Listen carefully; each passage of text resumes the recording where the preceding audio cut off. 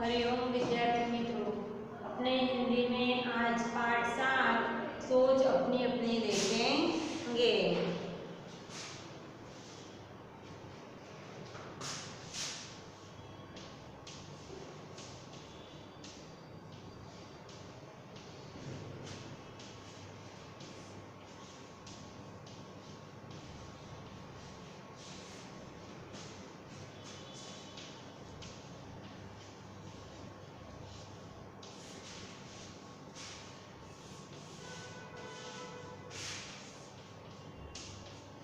सोच अपनी अपनी। तो यहाँ पे किसी विषय के पक्ष और विपक्ष के तर्क वितर्क सहित अपने विचारों को अभिव्यक्त ही वाद विवाद है। वाद विवाद मौखिक भाव व्यक्ति का अत्यंत प्रभावशाली तथा महत्वपूर्ण रूप है। वाद विवाद में कोई एक विषय निर्धारित कर लिया जाता है। कुछ विद्यार्थी उस विषय के पक्ष में तथा कुछ विपक्ष में अपने अपने तर्क इकट्ठे करके कार्यक्रम के दिन श्रोताओं के सामने प्रस्तुत करते हैं। एक वक्ता पक्ष में अपने विचार रखता है तो दूसरा वक्ता विपक्ष में। इस प्रकार वक्ताओं को अपनी बात की पुष्टि तथा विपक्षी के कथन के खंडन का अवसर मिलता है। तो यहाँ विद्यार्थी मित्रों पेज नंबर 45 पे ये पाठ है सोच अपनी अपनी। यहाँ पे 2 चित्र दिए हैं, जैसे कि नीचे दिए गए चित्रों का ध्यान से देखिए, फिर उन पर आधारित प्रश्नों पर कक्षा में वाद विवाद कीजिए। जैसे कि यहाँ पे दोनों चित्रों में क्या अंतर है, तो दोनों चित्र आपको देखने हैं, दोनों में क्या डिफरेंट है, क्या अलग अलग है। गांव तथा नगर के जीवन में क्या अंतर है, तुम्हें कौन सा रुचिकर लगता है, क्यों? क्यों तालाब का जल पीने के लिए योग्य नहीं है, यदि नहीं है तो क्यों? नीचे दिए गए मुद्दों के आधार पर विज्ञान वरदान या अभिशाप के एक पक्ष पर अपने विचार पर सहित प्रस्तुत कीजिए। तो विद्यार्थी मित्रों वाद विवाद में पहले हम देखते हैं कि 2 चित्रों में डिफरेंट क्या है। तो यहाँ पे नगर अपने पक्के और आलीशान मकानों, पक्की सड़कों और वाहनों पर कितना भी गर्व करे, लेकिन सच तो यही है कि जो सुख शांति ग्रामीण जीवन में है वह नगर में नहीं मिल सकती।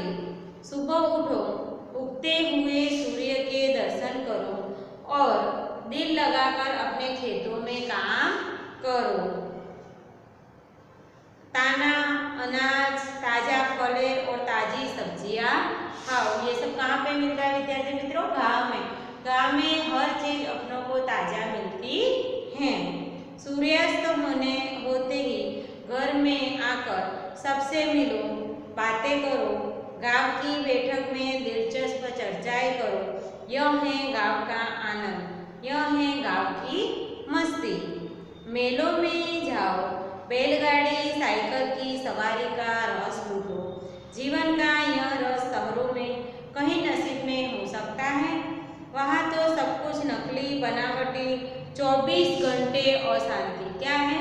24 घंटे अशांति, भागम भाग। यहाँ का जीवन शहर का जीवन ही भागम भाग जैसा जीवन है। वाह रे गाँव के भक्त, इस 21वीं सदी में भी यह पिछड़ापन हमारे जीवन की प्रगति के परिचारिका है, हमारी सभ्यता के प्रतीक हैं। वैज्ञानिक सभ्यता के फल फूलने का अवसर मिलता है, नगरों में ही मिलता है। नगरों को भाग दौड़ वहाँ के गतिशाली जीवन की सूचक है। नगरों को शोरगुल यहाँ की जिंदा दिली का सबूत है। यहाँ के तमाम स्कूल, कॉलेज, इंस्टीट्यूट हमारी योग्यताओं को बढ़ाने लगे रहते हैं।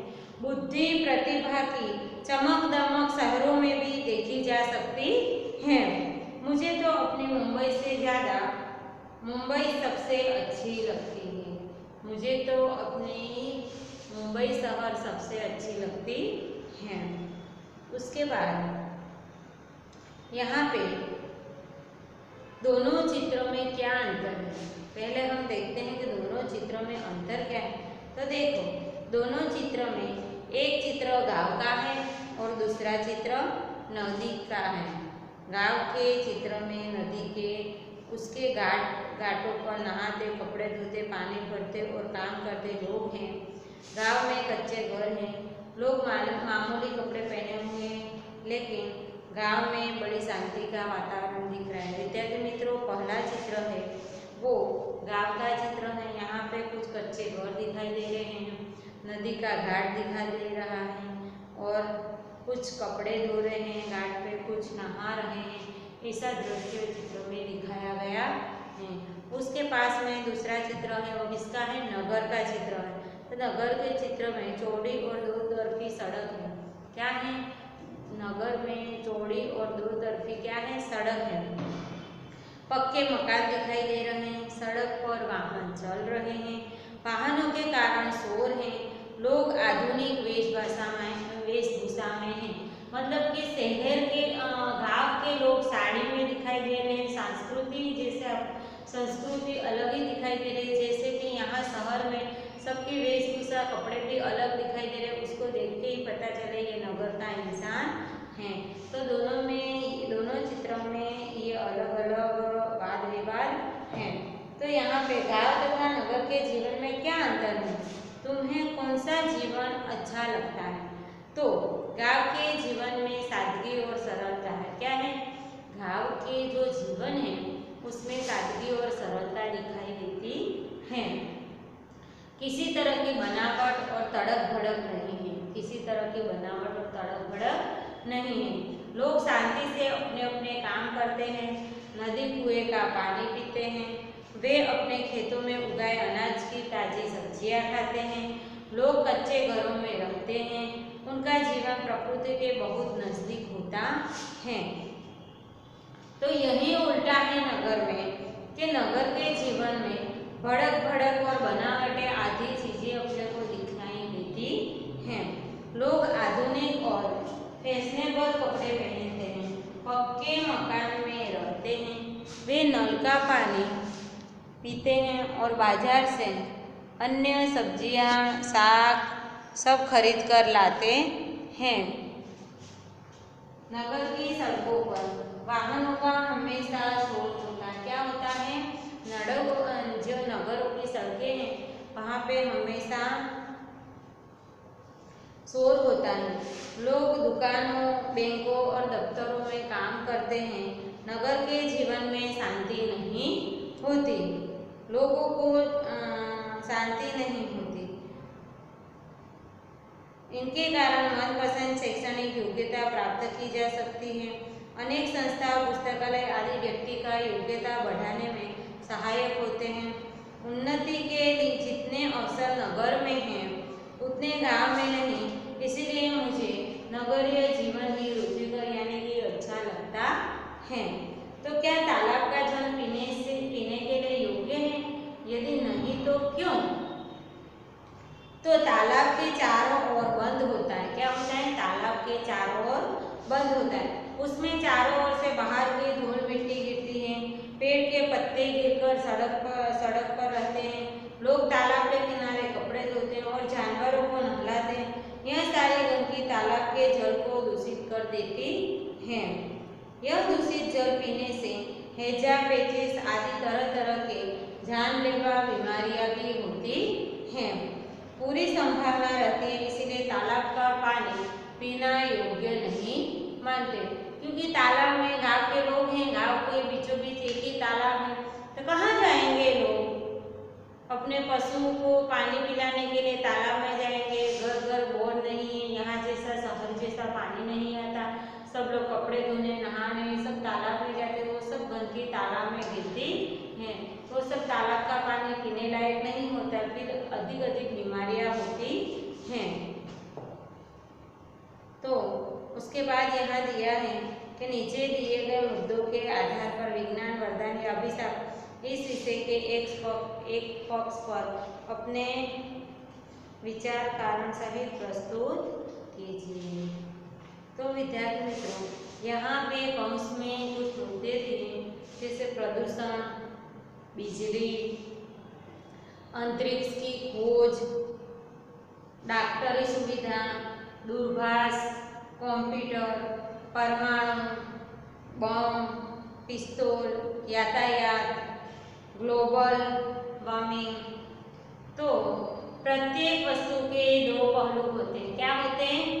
प्रत्येक वस्तु के दो पहलू होते हैं। एक पहलू उसकी अच्छाइयाँ बताता है, एक पहलू क्या बताता है? उसकी अच्छाइयाँ बताता है, दूसरे में उसकी बुराइयाँ दिखाई जाती हैं। विज्ञान को भी इसी कसौटी पर कैसे सबसे पहले उसने अच्छे पहलू हमारे सामने आते हैं। विज्ञान ने बिजली की खोज कर मानव जाति पर बहुत बड़ा उपकार किया है। क्या किया है? बिजली खोज कर विज्ञान ने मानव जाति पर बहुत बड़ा उपकार किया है। ट्यूबलाइट, पंखे, AC, cooler, fridge, geyser, lift तथा बिजली से चलने वाले अन्य साधनों विज्ञान के अद्भुत देन हैं। डॉक्टरी पेशे के तमाम उपकरण, एलोपैथी दवाइयाँ विज्ञान ने हमें दी हैं। टेलीफोन और मोबाइल हमें विज्ञान से मिले हैं। फिल्में और दूरदर्शन विज्ञान के ही उपहार हैं। कंप्यूटर देकर तो विज्ञान ने आज की दुनिया ही बदल डाली है।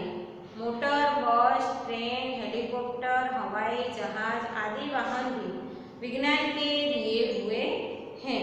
विज्ञान के कारण आज मनुष्य अंतरिक्ष में पहुंच गया है और चांद की धरती पर उसने अपना कदम रख लिया है। विज्ञान इन अनमोल वरदानों के कारण मानव आज धरती पर ही स्वर्ग सुख लूट रहा है। इन सब वैज्ञानिक अधिकारियों के साथ ही विज्ञान ने बंदूक, पिस्तौलें, परमाणु बम जैसे हिंसा और विनाश के साधन भी हमें नीचे दिखाए हैं। विज्ञान के कारण आज जल, थल और वायु में प्रदूषण बढ़ा है। इससे संदेह नहीं कि ये विज्ञान के अभिशाप हैं, परंतु विज्ञान के वरदानों की तुलना में उसके अभिशाप खतरनाक होने पर भी कमजोर पड़ जाता है। सच तो यही है कि यदि विज्ञान न होता तो मानव जाति आज भी वही जीवन जीती। आदिकाल में जंगलों में रहने वाले लोग जीते थे, इसीलिए हमें विज्ञान को वरदान और आधुनिक वैज्ञानिक को आभार मानना चाहिए। उनके प्रयत्नों से ही हमें भी वैज्ञानिक सुविधाएं मिली हैं। यहाँ पे कौन शक्तिशाली है, कलम या तलवार? अपने विचार बताइए। तो कलम लिखने का काम करती है, तलवार युद्ध का काम करती है। वह लोगों के दिल को जीतती है, वह बुरों को अच्छा बनाती है। रामायण पढ़कर कितने ही रावण राम बन गए। गांधी जी की आत्मकथा ने कितने ही बुरे लोगों को अच्छा बना दिया। व्यास, वाल्मीकि, कालिदास, तुलसीदास, रविंद्रनाथ टैगोर, शेक्सपियर आदि कलम कारण मरकर भी अमर हो गए। कलम ने कई सिंहासन पलट दिए हैं। फ्रांस की राज्य क्रांति रूसो वालियत की कलम की ताकत से हुई थी। तलवार रक्षा का साधन जरूर है, पर उसकी शक्ति कुछ समय तक ही रहती है। कलम की शक्ति युग युग तक छाई रहती है। इसीलिए मेरे विचार से तलवार की अपेक्षा कलम ही अधिक शक्तिशाली है। तो यहाँ पे पेज नंबर 46 पे ये पेपर दिया हुआ है, उसमें लिखा है समाचार पत्र है, जैसे बहुत दूर जन्म ले रहा है धरती जैसा ग्रह। तो इसमें लिखा है बहुत दूर जन्म ले रहा है धरती जैसा ग्रह। नासा की दूरबीन ने दिखाई पृथ्वी के जन्म जैसी तस्वीर। 424 प्रकाश वर्ष दूर है ये नया ग्रह। 424 प्रकाश वर्ष दूर है ये नया ग्रह। तो यहाँ पे शिकागो हमारी पृथ्वी से 424 प्रकाश वर्ष दूर गर्म गंधो गुबार के बाद धरती जैसी एक ग्रह आकार ग्रहण कर रहा है। वैज्ञानिकों ने मुताबिक करोड़ से 1.6 करोड़ वर्ष को उम्र वाले इस ग्रह को सौरमंडल अभी मुश्किल से किशोरावस्था में है, लेकिन जॉन हॉपकिन यूनिवर्सिटी की अप्लाइड फिजिकल प्रयोगशाला के मुखिया कैरी शिष्य के मुताबिक यह पृथ्वी जैसे ग्रह के जन्म लेने से बिल्कुल सही अवस्था है। तो विद्यार्थी मित्रों, इस पेपर को आप पढ़ना, फिर यहाँ लिखा है इसको पढ़ के फिर नीचे प्रश्नों के आधार पर प्रश्न लिखिए। निम्नलिखित सामग्री पढ़िए और उसके आधार पर प्रश्न लिखिए। तो अंतरिक्ष की किस घटना से वैज्ञानिक उत्साहित थे? अंतरिक्ष की किस घटना से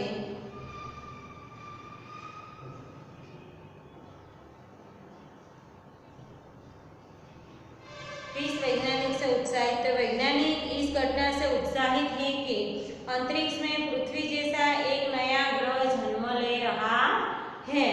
पृथ्वी जैसा ग्रह बनने के लिए अंतरिक्ष में किस प्रकार की स्थिति होना आवश्यक है? तो पृथ्वी जैसा ग्रह बनने के लिए आवश्यक है कि अंतरिक्ष में पानी मौजूद है, इसके साथ धूल मिट्टी के पत्ते हों, ऐसी चट्टानें हों जिनसे पृथ्वी की ऊपर पत्तों का निर्माण हुआ हो। यहाँ रेखा खींचकर सही मिलाप कीजिए। 424 प्रकाश वर्ष तो पृथ्वी से नए ग्रह की दूरी है। 1.6 करोड़ वर्ष तो नए ग्रह की उम्र है। 10 करोड़ वर्ष तो पूर्ण ग्रह बनने के लिए लगने वाला समय। शिफ्टजर स्पेस नासा का टेलीस्कोप, कैरी शिष्य तो वैज्ञानिक। उसके बाद यहाँ पे स्वाध्याय है। यहाँ पे स्वाध्याय के उदाहरण के तौर पर कुछ शब्द दिए हैं।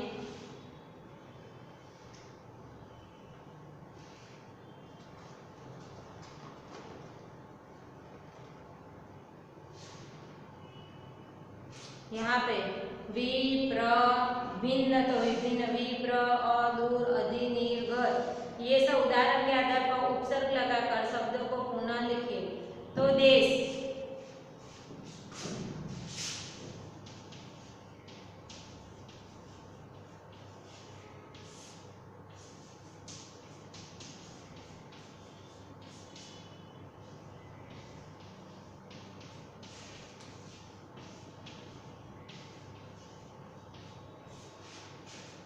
देश तो विदेश। उसके बाद पक्का तो अधपक्का।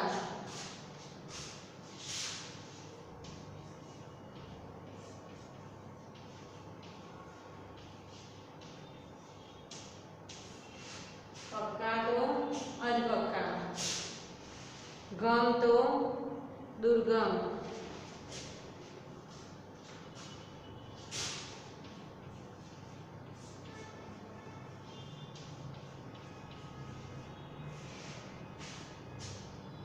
योग,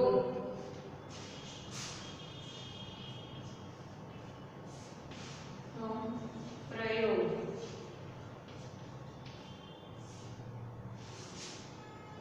जीव,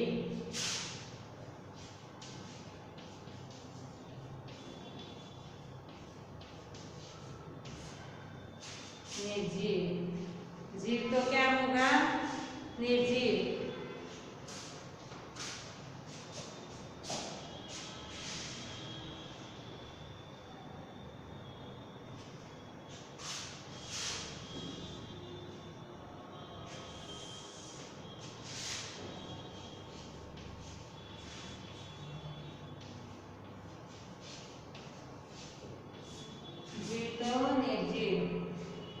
बल तो निर्बल।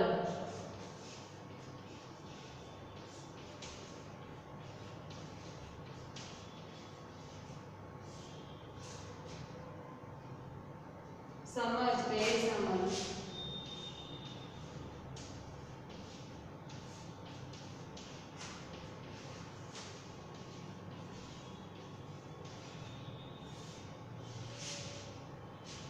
सुविधा,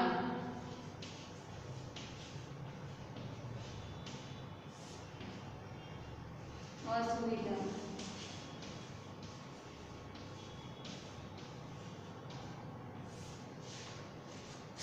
वंचित,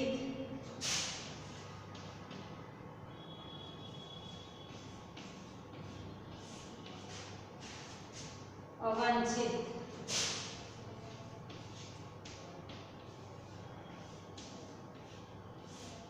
इस तरह के शब्द बनाने। उसके बाद नीचे दिया है कि नियम तो नियम तो नियमित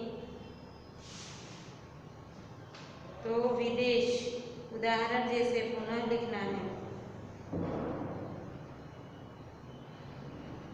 नियम तो नियमित, ईता एक प्रत्यय लगा के प्रश्न बनाना है, जैसे कि विदेश तो विदेशी, प्रकृत प्राकृतिक, उत्तर तो उत्तरी,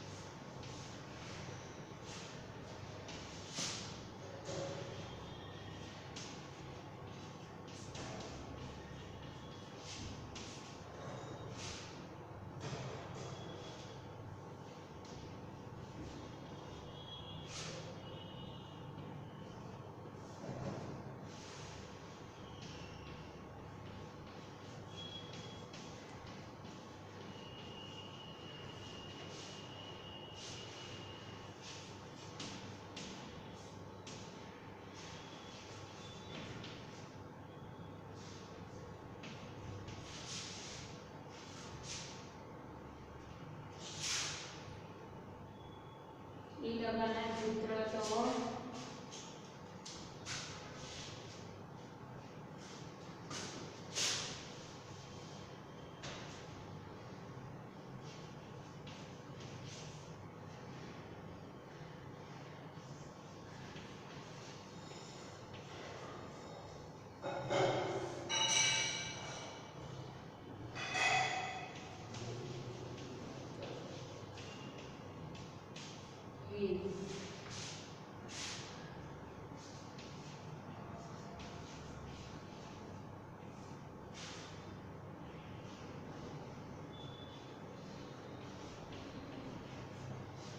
नियंत्रण,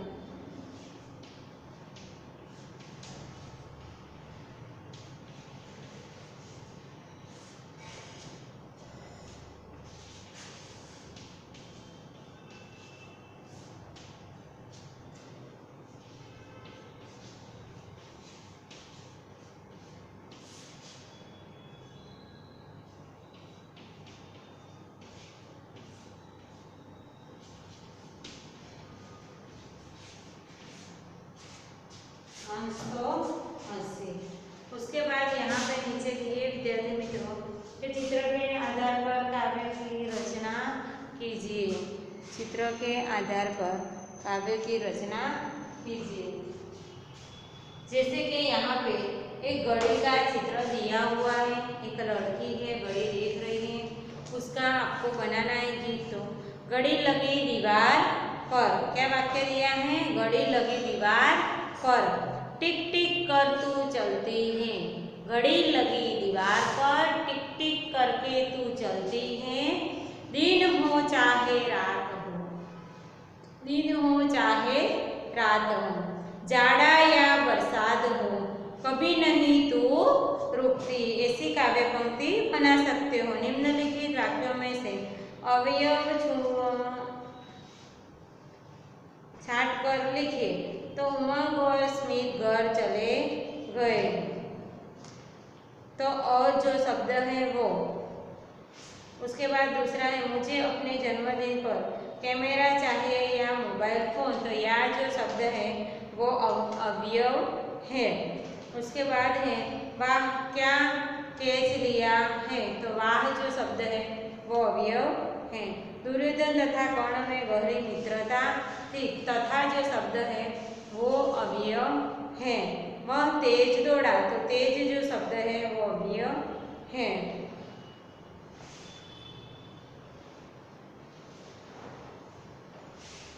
ये सब पढ़िए और समझिए दिया है।